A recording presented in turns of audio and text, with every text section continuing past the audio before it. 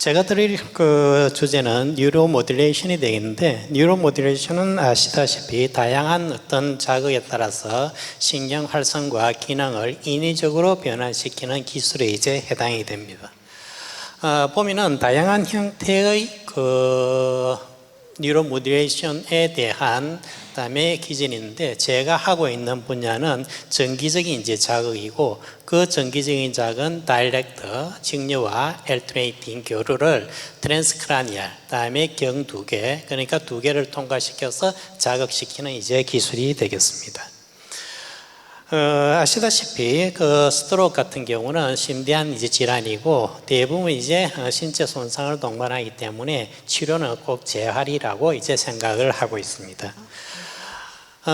제가 같은 경우는 스트로크에 대해서 오랫동안 엘렉트로 아쿠펑처, 그러니까 전침에 대해서 100회와 그다음에 대추를 자극하면서 연구를 해왔는데, 아마 이 그림을 이제 보여주는 이유는 전침과 앞으로 이제 말씀드린 이 뉴로모듈레이션 자체가 상당히 이제 연관성이 있다는 것을 이제 말씀드리고자 합니다.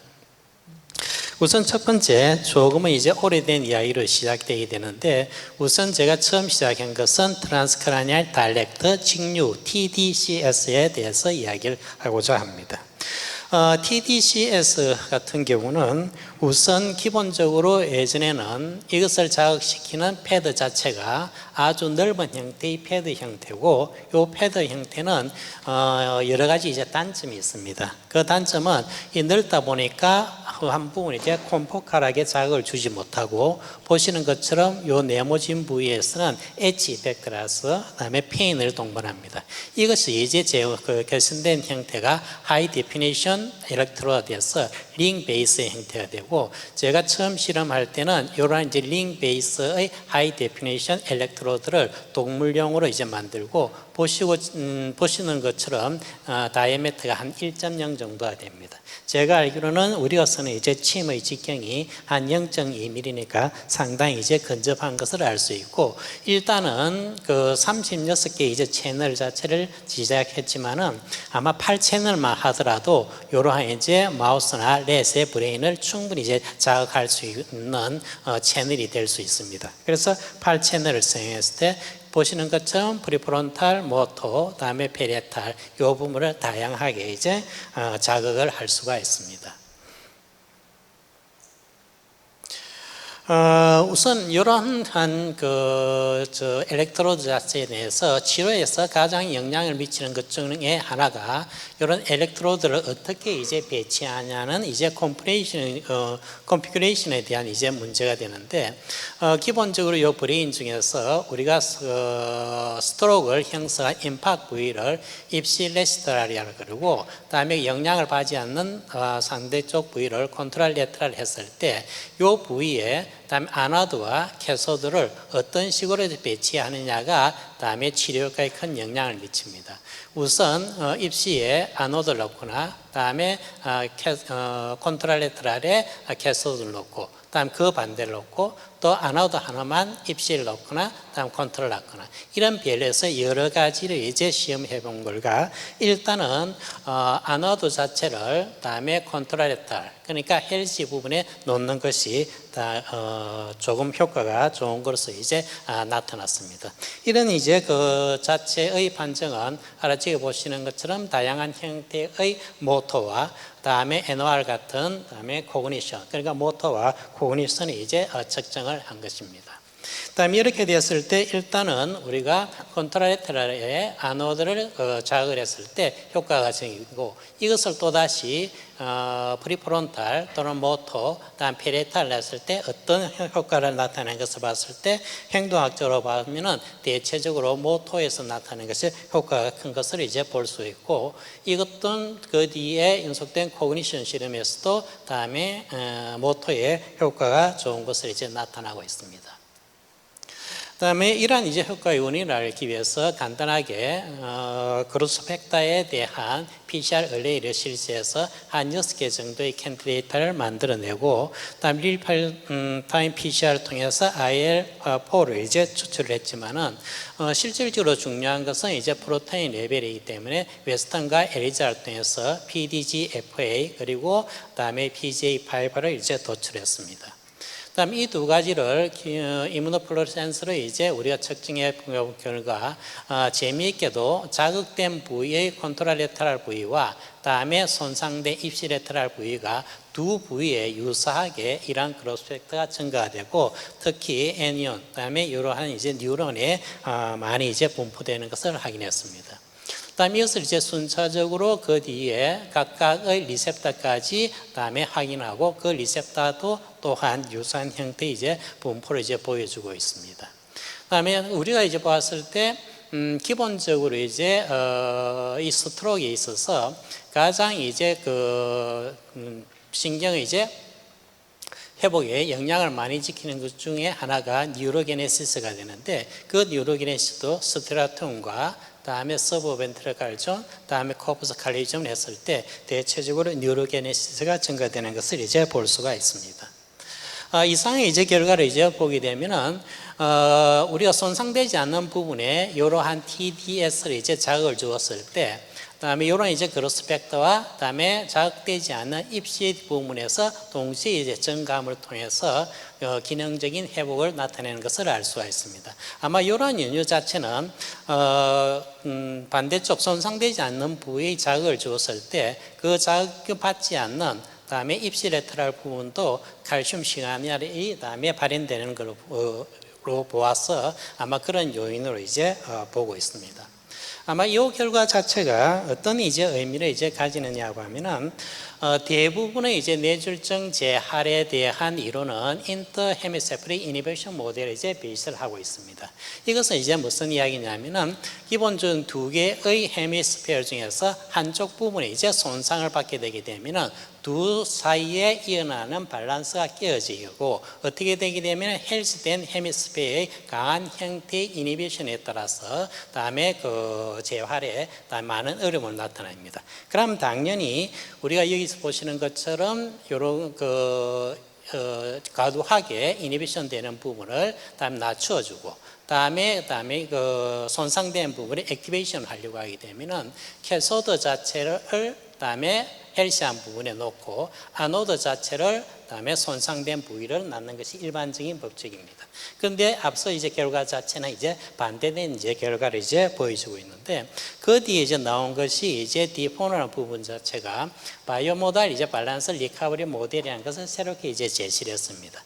이것은 뭐냐면은 기본적인 이제 뇌졸중 재활에서는 대부분이 이런 형태의 베이스를 가지고 있지만은 뇌졸중이 있는 부위 자체의 손상 정도에 따라서 다음에 결과는 차이가 난다는 것을 이제 보고 있는데 만약 이것이 손상된 부위가 아주 적다고 이제 이야기를 하게 되면은 기본적인 요 이론이 맞아떨어지지만은 이 손상된 부위가 아주 크다 그러면은 반대쪽으로 이제 자극하는 것이 더 효과적인 것을 이야기를 하고 있습니다. 그러한 의미에서 이런 바이오모델 밸런스 리커버리 모델에 조금 이제 부합하는 이제 결과라고 이제 볼 수가 있습니다. 그다음에 그 뒤에 이런 TDS를 통해서 엘렉트로드를 일단 이제 변형을 시켰는데 TDS에서 이제 가장 이제 큰 문제가 되는 것은 실질적으로 전기적인 자극 자체가 두 개를 통과해서 코텍스에 이제 다음에 활성을 이제 유발하느냐가 큰 문제이고 또 하나는 하나 한 부위에 포칼에 이제 지위에 정확하게 이제 자극을 주느냐는 이제 문제입니다. 그러면 당연하게 이런 이제 엘렉트로드의 변형을 이제 시키게 되는데 그 엘렉트로드 변형 자체를 보시게 되면은 우리가 흔히 쓰는 두 침에서 사용하는 침을 일단은 제작을 해서 이제 붙이게 됩니다. 이렇게 이제 붙이고 실질적으로 이것이 다음에 포칼과 다음에 인덴시티를 높이냐는 것은 컴퓨터 이제 시뮬레이션을 통해 가서 확인을 했고 다음에 그것이 피부 손상과 브레인의 손상이 없는 것도 확인을 했습니다. 그러면은 기존에 사용하고 있는 이런 하이 데피니션 다음에 엘렉트로드와 새로 만든 일렉트로드의 이제 차이점을 보시는 것처럼 또 다양한 형태의 모터와 다음에 그 NOR 또는 피어 컨디션이라는 코그니션을 제작을 했고, 다음 임팍 볼륨을 다음에 이제 측정해 왔을 때 대체적으로 이제 보게 되면은 이런 이제 새롭게 만든 것이 더 효과적인 것을 이제 알 수가 있습니다.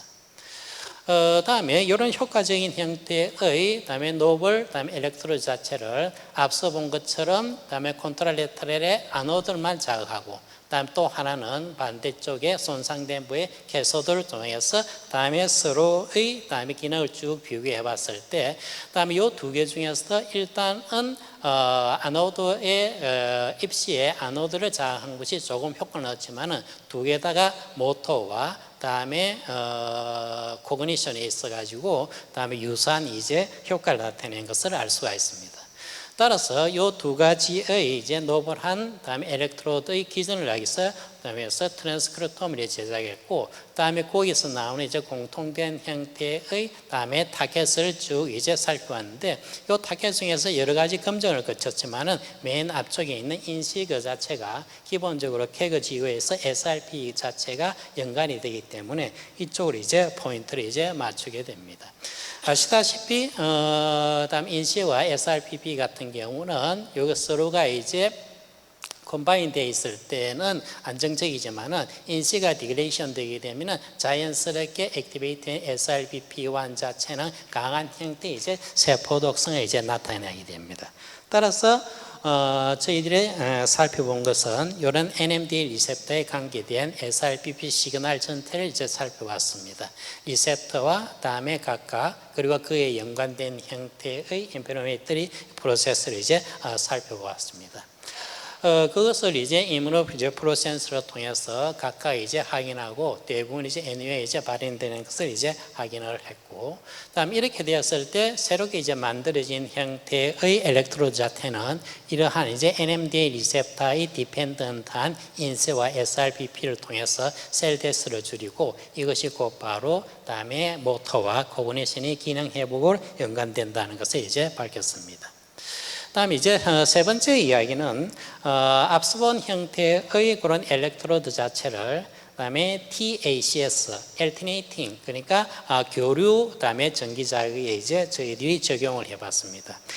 교류 같은 경우는 프리퀀스가 상당히 중요한데, 그것이 이제 델타부터 프리퀀스에 따라서 감마까지 나눠지고, 여기에서는 일단 저희들이 운동에 이제 효과적으로 이야기하는 이제 베타를 이제 이야기했고, 다음 이것을 이제 뭐하고 이제 서로 이제 비교를 했냐면은 엑사이저 테라피라고 같이 비교했습니다. 제 같은 경우는 예전에 하던 엘렉트로 아큐펑처 전침이든지 그다음 지금 하고 있는 뉴로 모듈레이션이든지 이것이 일종의 액티비티 디펜던트 테라피라고 생각을 하고 있습니다. 일정한 자극을 연속적으로 계속 주고 그 연속 자극에 따라서 신경 활성이 변화가 다음에 기능 향상이 일어나는 것이 바로 액티비티 디펜던트 테라피가 이제 되게 되는데, 그 중에서 대표적인 것이 바로 엑사이즈가 됩니다. 그 엑사이즈를 같이 이제 비교해 봤는데, 보시게 되면은 우리가 예전에 쓰던 일렉트로드 그리고 새로운 일렉트로드 다음에 엑사이즈를 비교했을 때 이러한 이제 다양한 형태의 모터에서 보면은 재미있게도 다음에 새로운 일렉트로드와 다음에 엑사이즈가 다음에 유사한 형태로 이제 효과를 나타내는 것을 볼 수 있고, 다음 이것을 이제 보다 심도 있게 캐드코 했을 때 유사한 효과, 다음 임팍트 사이즈를 계산하고 MRI로 최종적으로 임팍트 사이즈도 이제 확인을 했습니다. 이렇게 이것은 이제 실질적으로 이것이 코티클이 자극 주느냐는 것을 앞서 본과 유사한 형태로 또다시 이제 컴퓨터 이제 시뮬레이션을 이제 진행을 했습니다. 다음에 요러면은 다음에 요러한 이제 엑사이즈와 다음에 새로운 이제 일렉트로드가 어떤 기능을 나타내는 것을 이제 프로테믹스로 이제 살펴왔는데, 재미있게도 공통적으로 나타나는 것은 대부분의 마이토콘드리아 콤플렉스 서브유니트가 되게 됩니다. 그러면은 이런 이제 마이토콘드리아 콤플렉스 서브유니트 자체의 익스프레션을 전체적으로 이제 쭉 이제 살펴봤고, 각각의 그다음에 콤플렉스 1, 콤플렉스 5, 그리고 ATP와 다음에를 이제 생성도 이제 같이 이제 살펴봤습니다. 그리고 이렇게 이제 도출된 형태의 서브니트 변화 자체를 또로 이뮤노플루센스를 통해서 저희들이 또다시 확인을 했습니다. 그리고 이것이 이제 일단은 이제 마이토콘드리아가 되니까 대사에 이제 관계되는 것을 이제 살피기 위해서 다음에 글루코스 메타보리즘에 관계되는 PET-CT를 저기에 촬영을 했는데 기본적으로 보시게 되면은 MCAOA 자체는 강한 형태의 그렇다는 글루코즈 메타볼리즘을 나타내고 다음에 치유되는 과정에서 낮아지는 것을 볼 수가 있습니다.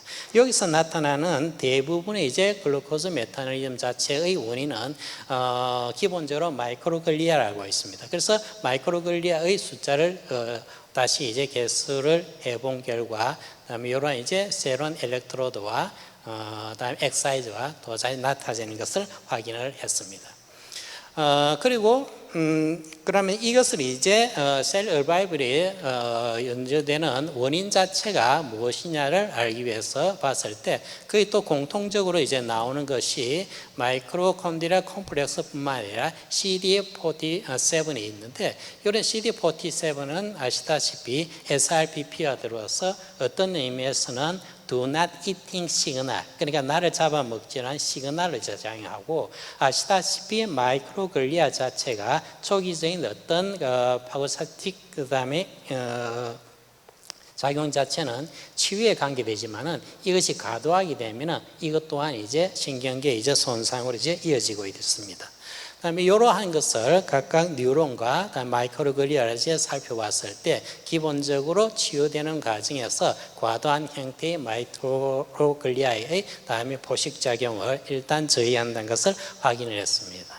이상의 이제 결과를 이제 보게 되면은 요런 이제 그다음에 엘렉트로드 자체가 기본적으로 THS 그러니까 교류 자극 자체에서 보면은 마이토콘드리아 활성전과 더불어서 뉴런과 다음에 마이크로글리아의 다음에 이런 파고사이틱을 조직을 하면서 신경 보호장애를 이제 나타내는 것을 알 수가 있습니다.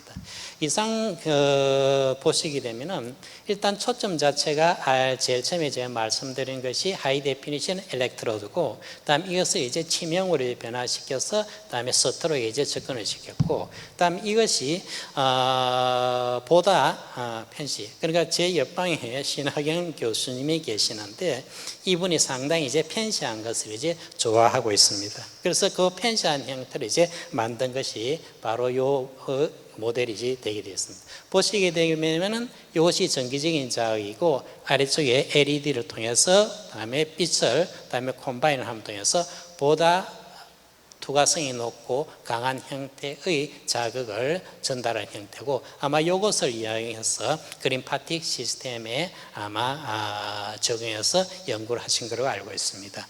보시게 되면은 그 크기 모양이 상당히 크고 투박하게 이제 보이지만은 이것은 실질적으로 이것이 100회고 나중에 나머지 4개가 사신총에 해당돼서 이것이 일체형으로 만들다 보니까 조금 이제 큰 형태가 이제 되었습니다.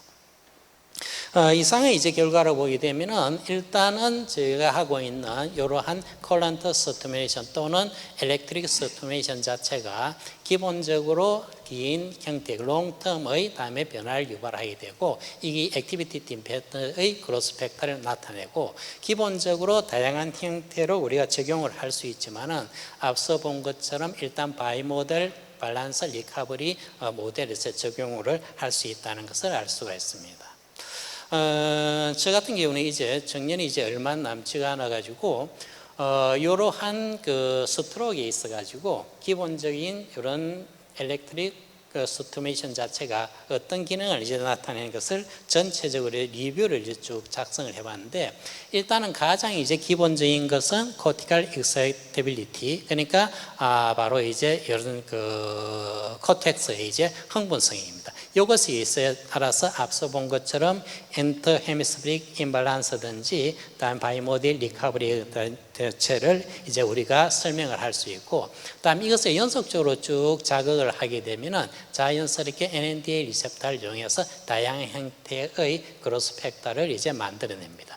그리고 또한 이러한 정기적인 자극은 기본적으로 블라드 플로우를 증가시키고 이것은 꼭 뉴로 이제 메타볼리즘하고도 상관 연결되어 있습니다.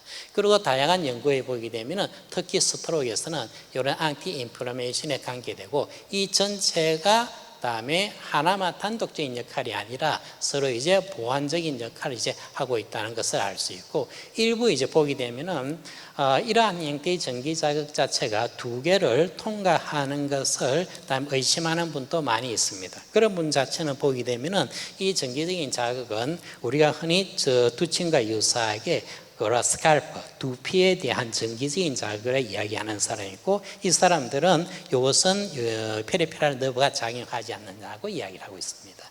그래서 전체적으로 우리가 스트로크를 이제 보게 되면은 어큐트와 서브 어큐트, 다음에 크로닉으로 나누게 되면은 여기서 우리가 타겟하는 목표가 전부 다 틀리게 됩니다. 그럼 자연스럽게 저희들이 사용하고 있는 이런 TDCS, TACS 같은 경우는, 특히 TDS 같은 경우는 인덴시티, 앞서 말한 것처럼 애너드를 살 거냐 캐소드를 살 거냐 컴플리케이션, 다음에 ACS 같은 경우는 각각의 프리퀀스가 있습니다. 그런 것을 예지했을 때 각각 다른 형태의 다음에 치료 효과를 나타내고, 그런 치료 효과는 실질적으로 이런 다양한 형태의 다음에 각각의 스테이지에 따라서 조심스럽게 이제 선별이 되어야 된다는 것을 이제 시사를 하고 있습니다. 그리고 앞서 이제 말씀드린 것처럼 침과 다음에 뉴로 모듈레이션이 이제 상당히 이제 유사하다고 이야기하는 것은 어떤 이야기냐고 하면은 이것이 옛날에 제가 이제 침을 이제 오랫동안 연구하고 다음에 그래서 인바이티드 리뷰를 쓰는 과정에서 제가 제시한 모델이 되는데, 저 같은 경우는 이러한 경혈점의 자극 자체는 일종의 소마토 센서리, 그러니까 스파이널 너브와 크라니얼 너브의 소마토 센서리로 이제 이해를 하고 있습니다. 이것이 다음에 스파이널 코드의 다음에 엑사이트릭 글루타메이트를 통해서 브레인으로 가고 난 뒤에 다양한 형태의 트랜스크립션 팩터를 통해서 베네피셜한 휴머럴 팩터를 발현을 함을 통해서 다음에 내보장을 한다는 것이 제 이야기였습니다. 이것이 침에 대한 이야기면은, 다음에 제가 지금 한 중에서도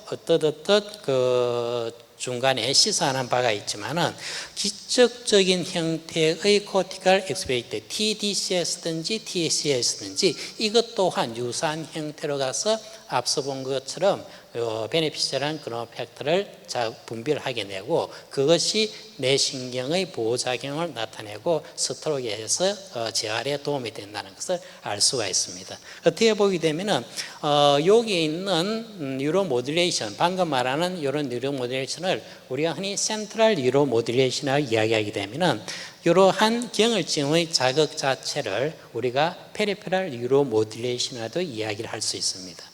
아마 이런 말초신경을 자극하는 것 중에서 가장 이제 많이 이제 연구가 되고 있는 것이 아마 베이거스 너브 스티뮬레이션일 겁니다. 그런데 이 범위가 점점 늘어서 지금 같은 경우는 메디안 너브 스티뮬레이션, 얼라 너브 스티뮬레이션 이런 식으로 계속 이제 확장이 되고 있습니다. 예전에 제가 이제 침을 할 때, 몸체를 할 때는 대부분 이제 족삼리, 삼원교, 한정된 이제 혈자리를 많이 이용했는데, 만약 그 혈자리를 제가 다른 말로 다시 이야기하게 되면은 바로 슈퍼피셜 페로날 러브 스튜네이션 또는 포스텔리어 티비알 러브 스튜네이션 이런 식으로 말을 바꿀 수도 이제 부를 수도 있다고 이제 생각을 하고 있습니다. 이상입니다.